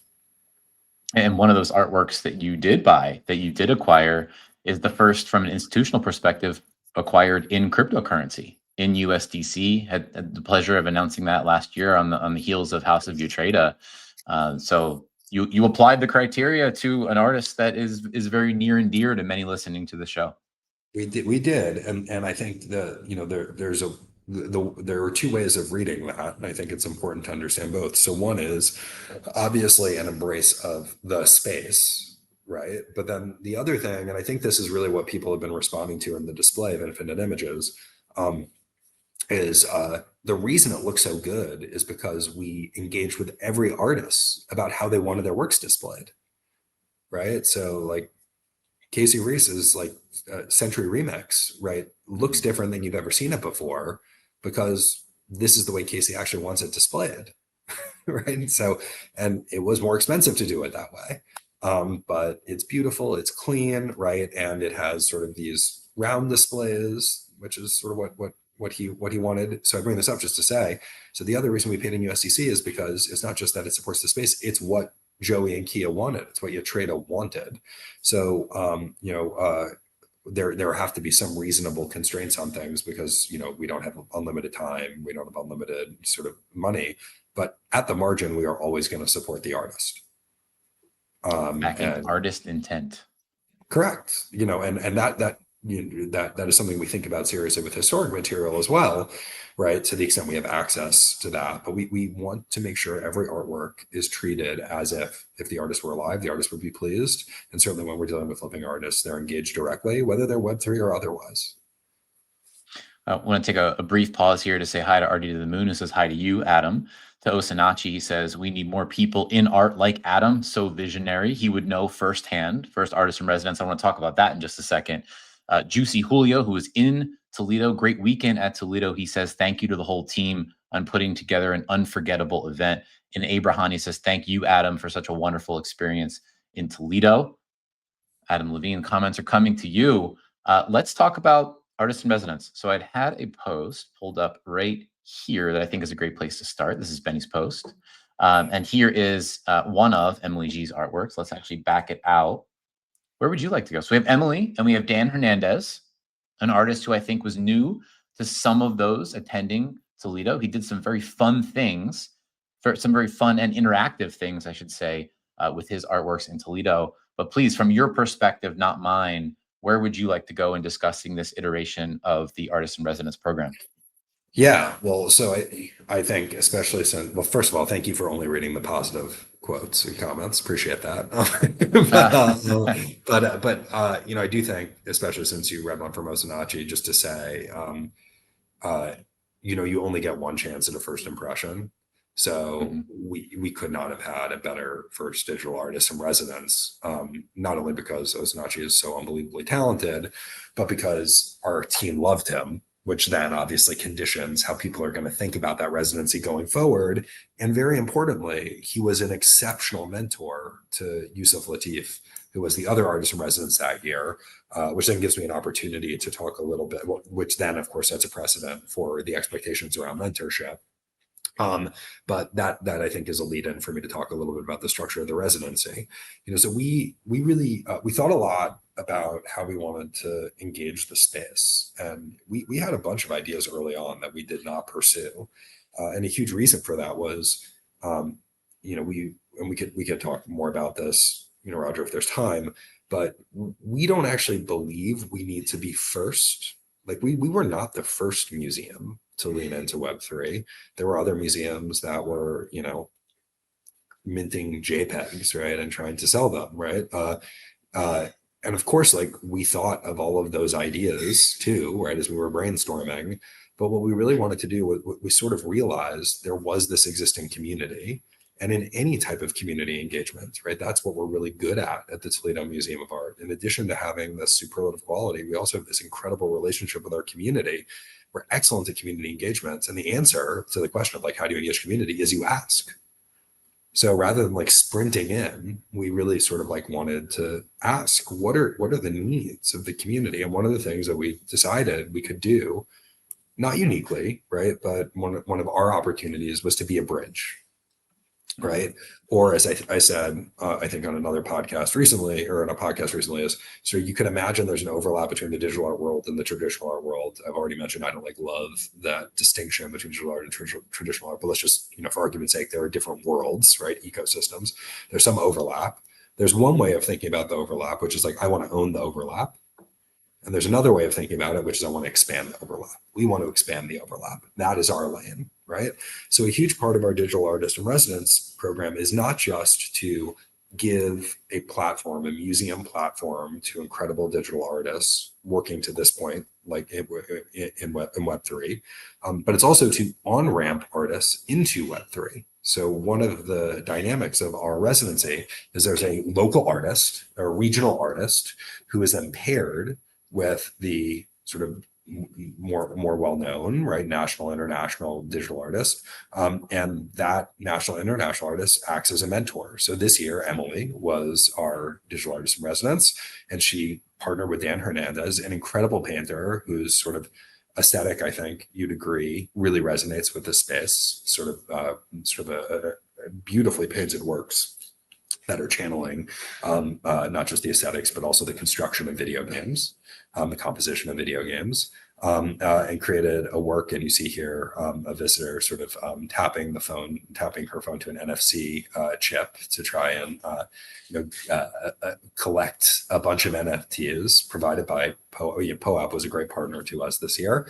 And sort of if you collected all of them, then you were eligible for a physical object. Dan also created this pretty remarkable plate that was inspired by a Myolica plate in our collection. So this type of sort of gamified digital experience was something that was totally new to Dan, and it emerged from great support from our TMA Labs team, in particular Calvin Birchfield, but also Emily's mentorship and thinking about how to engage this community broadly with and through his work in a way that felt authentic to his work. So that's the structure of the residency. But I also think if you do go back one image, Roger, just to show. Yeah, so I think when I popped into the waiting room, you were talking about how surprised you were at seeing Emily's newest work. To say and the digital work, but that's to say nothing of the glass sculpture, right? And in some ways, I think, or not in some ways, I think Emily sort of really executed the residency in one of the most exciting ways I can imagine, which is she pushed herself, right, in totally new ways to create an entirely different type of digital work that was affected by her time in the collection. So Osinachi made a stained glass window. I'm not sure a lot of people know that. Yatreda, for those who went to the House of Yatreda, know that they created glass cups in our hot shop that had an NFC chip within them that allowed you to sort of mint an NFT. So every artist in residence has experimented with glass, but Emily, I really give her incredible kudos for pushing herself to do something that was different and using the residency to really explore something that was, it really, not just aesthetically, but technically a departure from what she had done before. And I can tell you, you can't necessarily tell from the photo here, but the response was really, really incredible. So, hats off to Emily for getting the most out of the residency. And of course, the thing about residencies is while this could augur for a new body of work, even if it doesn't, right, she will be transformed in her future work by the experience that she had here. And then, and here's a work of glass that was made by, so it's a form that was developed by a generative algorithm that she then had to tweak a little bit, because it turns out that generative algorithms don't necessarily care about physics. They don't necessarily care about how wide a glory hole is into a furnace. And I think everyone who saw this was nervous that if they breathed too hard, it might fall over. It is very delicately perched, mounted, as we say. It's an incredible work of glass that was made in collaboration with our team in the hot shop across the street. But another great example of how she pushed herself to do new and exciting things. Yeah, you were saying generative algorithms don't necessarily respect the laws of physics. I don't know that this respects the laws of physics. It's testing the boundaries. It's testing the boundaries for sure. And it is really striking in person. It is. It's not, and if you look closely, for those of you who are looking at sort of the leftmost leg, you can see that there is clear glass that actually encases the blue glass. You have to look very, very closely, which is just to say, this is also not just a singular gather of glass. There are multiple gathers here, which makes this, so from a craft point of view, how it's made, this is an exceedingly difficult thing to make, not only sort of to have stand upright and mount. So a really, really beautiful thing, and hats off to Emily and the team. And Jordan Lyle comments and says he won one of those beautiful plates and it made the flight home in one piece. So that is good. That is very, very good. Yes, absolutely. Well, they are. I mean, they're pretty. It was not trivially easy. So these are the types of things that, it's actually good to take 30 seconds on this, right? So applying that design, so that design was, could not be hand painted. So it was, a design that, Dan made on his computer. When you render on a computer, you're rendering flat, and the plates obviously have concavity, and the concavity is not always sort of like a uniform curve. So until the plates arrived, we weren't sure exactly how they were going to turn out. And finding a vendor to support, was not trivially easy. So I'm glad it made it home, Jordan, because it was tight to make it to Toledo. But a great job by Dan and again Calvin Birchfield from TMA Labs to figure that out. I think RD to the Moon asks a nice question of you here. He says, can you ask Adam to speak on the backstory of Osinachi creating the stained glass and how that set the precedent for the rest of the artists? Was that always intended to be part of the residency, or was it a byproduct of Osinachi being the first and exploring it? It's a great question. So you obviously have Osinachi watching, so he could also put in, the chat. But basically, he has a work that had stained glass in it, and when he realized that he could make the part of that work in stained glass, he took the opportunity to do so, because more directly to the question of was it intended, was the use of glass intended? The answer is, well, no, not per se, but the point of the residency is to give the artist total creative freedom to engage with the museum in the way that he or she sees fit. So that's being inspired by the collection, that's being inspired by Toledo, that's engaging with another artist in the community. So we do require that you spend a minimum amount of time in Toledo. But then also, the hot shop. So I should say we have a bunch of different glassmaking capabilities. There's a hot shop where you can blow glass. There's flat glass, right? And fusing sort of studio where you can do things that aren't blown. And that's what Osinachi was doing when he made the stained glass. And then we also have flame working, and we have neon. So I don't know many artists who, given the opportunity to be creative with glass, wouldn't take the opportunity, especially because we have a structure that allows for that. We have a full-time team of glass artists, so you don't have to have any glass expertise yourself. Our team can support that. So the short answer is it's not a requirement, but it is sort of an internal expectation because creative people want to mess around with creative things. And let's put it this way: we've had 3 artists in residence. All of them have wanted to do something in the studio. So I think we should expect that future artists would want to as well. I think it's a good sign, and I think also some a point of commonality is this desire uh, to create things that are interactive, that involve people, that involve the community, right? I think just hearing you speak and having a chance to spend 3 times in Toledo, you get the sense that that's a spirit that embodies the TMA. And so, of course, in House of Utrata, fondly recall the coffee ceremonies and the inclusion of those blown glass cups and the NFC chips, like all sort of in one and wrapped into this really magical experience. And then here you can see it imbued in both artists' individual artworks, where you see Emily go, the one that I was expressing sort of excitement over this unusual expression in my words only, right? I just didn't expect that out of Emily, but I was having so much fun with the engaging properties of the generative artwork. And then you have Dan, as we've went over, went all the way into this sort of treasure hunt and connecting dots and NFC chips. And Jordan Lyle walked away with a plate. I love that that's what the artists end up organically doing. Yeah, I mean, I think it shows, as you say, not just the level of experimentation, but the openness, right, to trying different things. And yeah, I think there's something to be said for the fact that, so I mentioned Osinachi and Yusuf. We've spoken about Emily and Dan, but Utrata was also incredible with Jordan Busher, right? And I think that sort of openness to collaborate is something we obviously like control for at the point of choosing the artist in residence. We make it pretty clear this is an expectation. And it's not like we've ever said, hey, would you do this? And an artist has said, no, I'm not interested in mentoring someone. So it's not like we've ever had an issue with that. But I do think there's something special about the water and the air in Toledo that also creates an interest in and sense of real collaboration and partnership. And it goes back to that line I had earlier, which is it's one of the only places in the world you can pretty much guarantee you're going to like the next person you meet. It's a really special place where people are just genuinely kind to each other. I know it sounds a little bit like Pollyannish, but if you think that I'm just like selling a bill of goods, I'd encourage you to come to Toledo because there are an increasing number of people who have seen it and touched it. And it is different. It's one of the reasons I love being here so much. So anyway, I think the culture of the place also informs the culture of the residency because it's all, happening in the same sandbox. Adam, Praveen and I, hello, Praveen, another wonderful, wonderful guest who flew out for this event and a longtime friend in the space.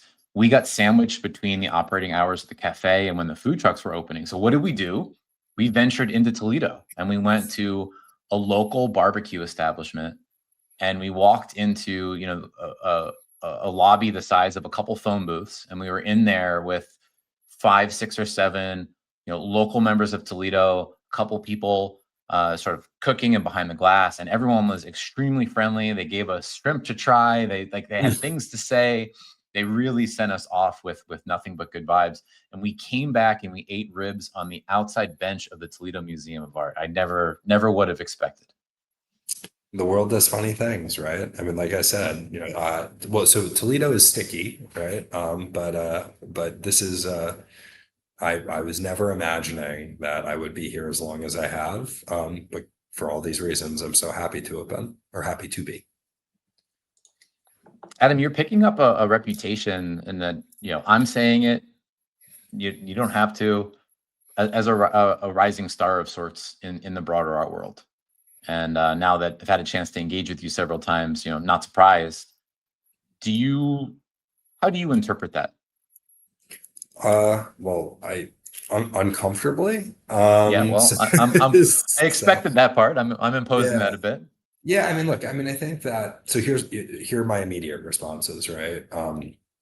One is I think that because the art world is rightly focused on the incredible intellectual and in many cases physical labor of artists, we tend to focus on extraordinary personalities. Mhm. And the effect of that when we talk about institutions is we look at leaders and we talk about the leadership. But I think it's really important that everyone understand that like the community ethos of the Toledo Museum of Art existed for 120 years before I showed up. And the things that we were doing are being executed by the team that you saw the photograph of on the steps. Right. So my job is quite literally to get out of their way. Mhm. So I guess my first response is anything you think TMA is doing well, they get the credit for. Anything you think we're doing wrong, I'm delighted to take the blame for. So that would, I think, be the first thing. I think the second thing, which I mean, just to sort of preempt the implication, is the most interesting thing that we can do in Toledo is do exactly what it says we're trying to do in our strategy, which is try and become a model for museums. I think museums are really, really important. And I think museums have a really tough operating and business model. And I think we need to reconcile those two things. I think we need to figure out ways for museums to operate more effectively so they can do the things that they do really well, which is engage community, convene community, expose people to different ways of thinking, different types of artwork. And in the case of this, community, the Web3 community, to also expand the canon, to expand the aperture of what's considered quality. To do that, we need to operate more effectively. So when I think about the types of institutions that can do that, I actually believe there's no museum in the world that's better suited to do it than Toledo, because we look like a mini Met, but we're way more nimble, right? And actually, being in Toledo is not a disadvantage; it's a superpower, right? We get to try things a little differently. And oh, by the way, Toledo's way more representative of America than New York or LA, right? So, like, to the extent we actually want solutions that scale across this country or the world, right? It's helpful to be in a place that looks more like this country or has the intellectual diversity of the world. So, I think that we are like Toledo is like actually the most interesting laboratory, right? So I have no interest in doing anything other than supporting this team to keep executing what we're doing and make the Toledo Museum of Art not only the best that it can be, but I really earnestly believe a model. And again, just so that doesn't sound self-congratulatory, it's not like because of me, right? But it is because of these unique attributes that the Toledo Museum of Art has because of how it's been stewarded and governed and led for the past 120 years. So we're really uniquely situated to do super interesting things at this moment. And we've got a team that is clearly capable of executing. So my job's pretty easy, get out of the way. So that's my response is I actually have very little to do with it, but I do like the opportunity to tell other people in settings like this how incredible the team is. Fair, and a lovely deflection of flowers. And I want to ask an important question, a critical question as we come to the close of the damn show today. You spent time. You spent time evaluating, developing your own conviction, taking what some would say is a risk, what you wear well and say is not at all. It's what I believe in, and I don't see the division lines in art, and that's not how I think about things. When you yourself have taken a look at the space, the space that we all occupy and we want good things for, what would you say to its participants in a pragmatic way of, with your wealth of experience, what can be done better here? What are the critical needs here? What should people, and I imagine there are plenty of artists, collectors, investors, builders, and brands listening to the show right now, what would you say? You could speak to a category, you could speak broadly. What's needed here to expedite the future that I think we're all aligned on? Yeah. So the truth is there's a lot that needs done, right? And there are sort of narrow things and there are broad things, but sort of in the interest of time, I think maybe the most important thing that I feel like we can offer, or that I can offer here, is to say, um, I think patience is required. I think patience is required, and the reason that is usually taken less well than it might be is because people do use patience as an excuse to do nothing. Right. So people hear like be patient and then they get, frustrated because they think like, well, nothing's ever going to happen. So I don't mean it in that way. What I mean is, we have gone from our first digital and artist in residence 2 years ago to talking about this very significant exhibition, right? That when you don't rush, you don't have to take steps backwards, right? And I think this is actually not just true in this community. I would say of the world in general, there is a tendency right now to rush into the next thing, and taking one step forward followed by 2 steps back is net -1, right? But if you just didn't do anything at first and you got to take 1 step forward, you would actually be 2 steps ahead, right? You'd be net +1. So I think the sense of urgency can be real, but that's different than rushing. So doing it, whatever it is, but in this case, sort of engaging, let's just call it the traditional arts ecosystem, should be done with intentionality, but also with patience, because what I think we're all trying to facilitate is a system change, right? Is a different way of thinking. And that thinking is about art, that thinking is about audiences, that thinking is about process, right? There are a lot of dominant logics that need revision and that will take time. But I am encouraged that these things will change, and if we are intentional about how we do so, then I think it will actually change more quickly. So patience is actually a pathway sometimes to quicker change than sort of running headlong into something. So I guess that would be the one thing that I would sort of, if I had to pick among the many, that would be the one thing that I would sort of try to wind down here with. Patience, not as an excuse, and intentionality.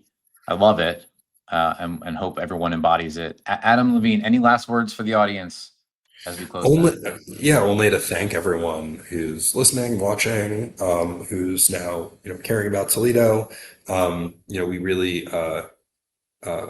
We really see ourselves as being part of this community. And the reason we feel that isn't just because of our programming, it's because of the embrace we've received. So thank you everyone for being open to allowing us to be part of this journey.